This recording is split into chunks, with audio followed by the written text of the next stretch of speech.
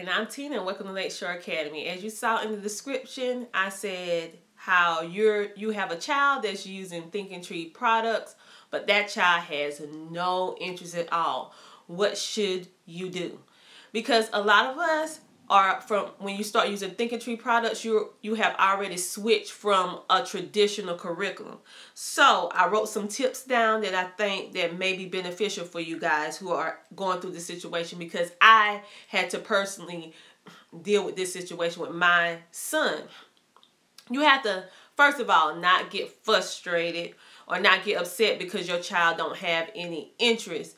Because when you think about the whole Thinking Tree product foundation, it's basically interest driven. So it's interest driven by the child, things that the child is interested in.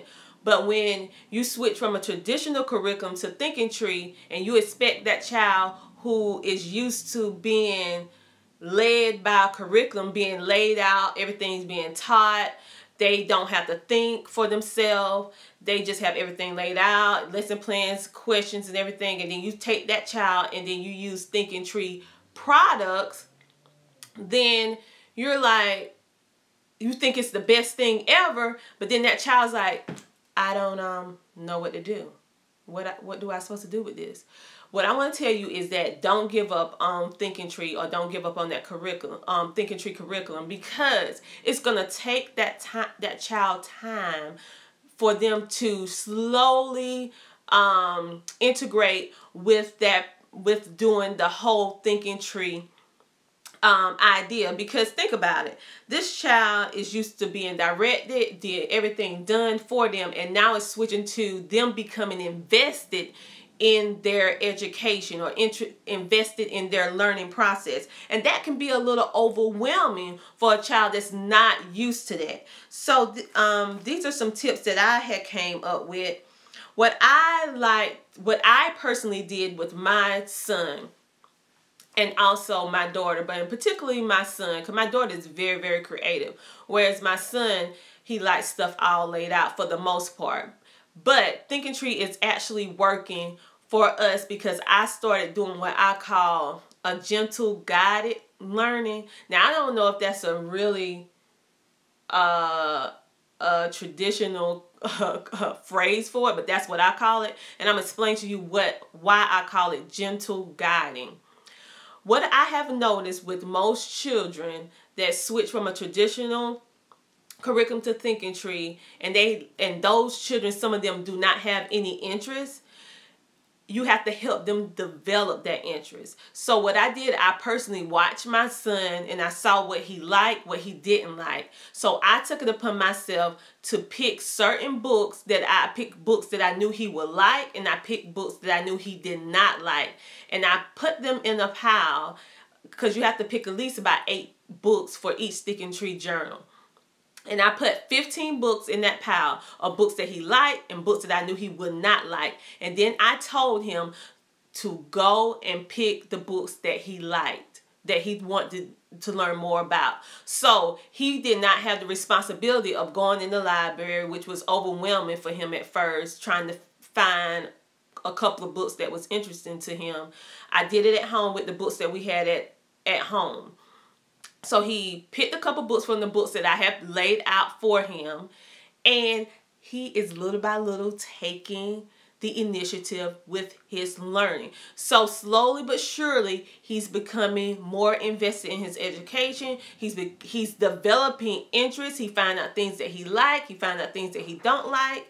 And he's maturing. So I say that to give you guys the encouragement that just don't give up when your child has a lack of interest, because you got to think about that child perspective, where they're coming from. If they're coming from a traditional way of curriculum and they move into Thinking Tree, which is interest based. Let me see, and to be patient.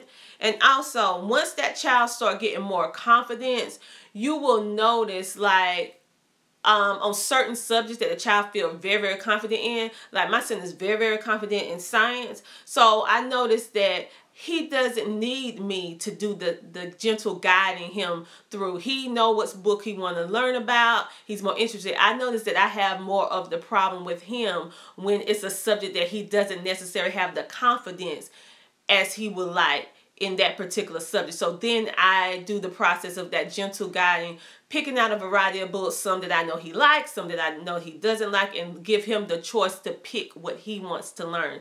And he does very well with that. Another thing, once your child start building up that confidence, your child, I really like Thinking Tree because it teaches the child over time to reason, to think for themselves, to discover, to develop their thinking abilities, because everything is not laid out. It takes initiative, it takes ingenuity, it takes them to really sit down and get to know themselves. That's why I say do not give up on it even if the child don't have interest at first. Just gently guide them through little by little, and eventually you will see how your child eventually goes from not having any interest to having so many different interests you can't even contain it. Like my son has a whole lot of different interests in a variety of things now versus when we first started with Thinking Tree. My daughter is doing actually very, very well at Thinking Tree. It worked for her right off the bat, but I just had to do a little bit more with my son. But I just wanted to come back and give you guys an encouragement because I saw another mom ask this question, like, what do you do when your child has no interest? So that's what I did when my child did not have any interest in finding books that was of their interest. That's what I did, and it proved very successful for me. So I hope this tip can help you. And right now, I just love using the Thinking Tree products. I incorporate it with just about everything that I do because I just love that it teaches them to research. It teaches them to think. It teaches them to learn more about themselves, find out what they like, find out what they dislike. It also helps them to develop thinking ability, different skills, different know-how, and all these techniques that they're learning by using the journals is things that they're going to use in real life, because we need to know how to think by ourselves, develop our own opinion on different things. We need to know how to find stuff if we need it. We need to be able to communicate whether we like something, whether we don't like something, the reasons why. So in the long run, you will see how this process, the Thinking Tree process, will eventually help your child as they go through adulthood, because it really will help. Because I can really see how my son is very more verbal about how he feels about different things in every aspect of his life. So I encourage you guys, if you do have a child that has a lack of interest right now, just don't stop, keep going, and just do that gentle guide like I did. And I'm pretty sure within time you will see the progress that you would like to see with your child. Okay, have a good day. Bye.